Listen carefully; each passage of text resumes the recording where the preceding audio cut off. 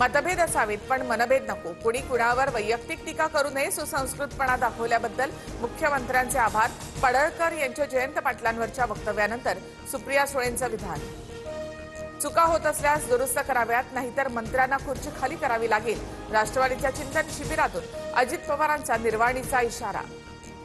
28 सप्टेंबरला बीडमध्ये ओबीसी महारॅली निघणार. मंत्री छगन भुजबळ यांची घोषणा. आवश्यकता वाटल्यास मुंबई काय दिल्लीतही मोर्चे काढू. भुजबळांचा जरांगे यांना आव्हान.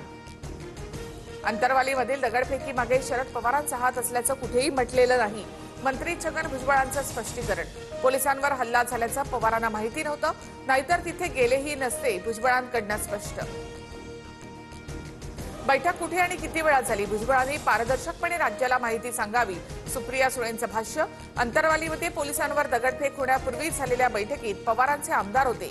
भुजबळांचा दावा.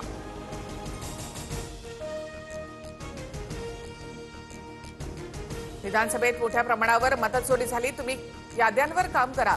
निवडणुकीसाठी ताकदीनं उभे राहा. अंबरनाथमधील बैठकीत राज ठाकरेंच्या मनसैनिकांना सूचना.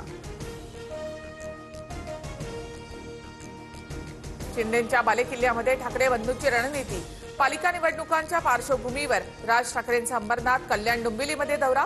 तर मातोश्रीवर उद्धव ठाकरेंनी अंबरनाथ कल्याणच्या पदाधिकाऱ्यांची बैठक बोलावली.